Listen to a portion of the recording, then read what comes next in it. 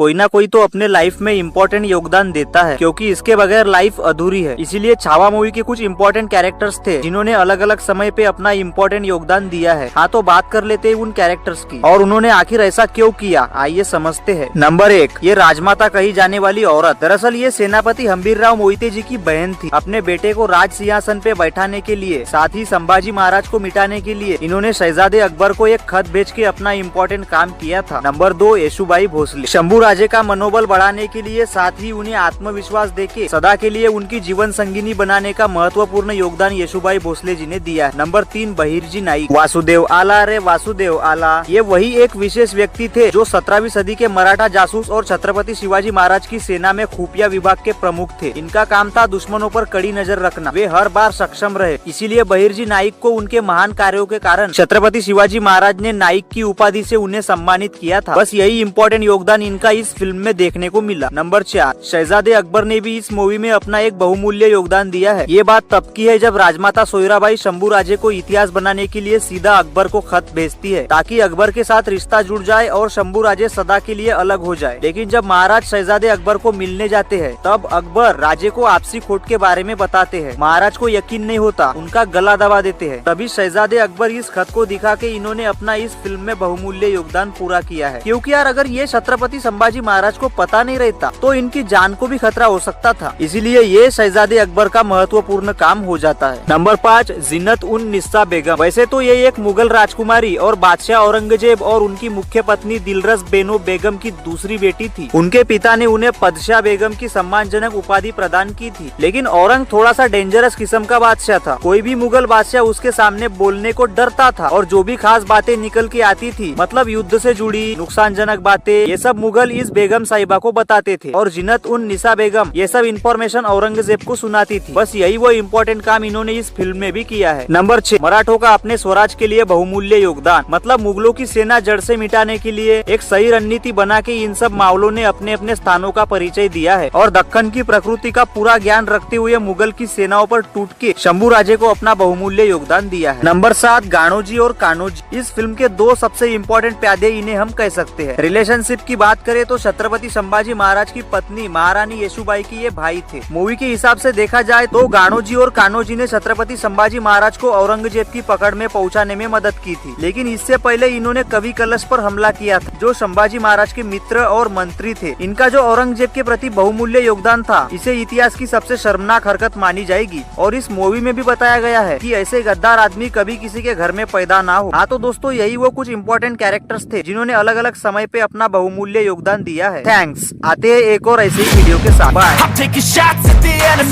I'm gonna make it to the top, leave a legacy. If I got something to say, you better let me speak. Turn it up a new degree, bitch, you ain't seen anything.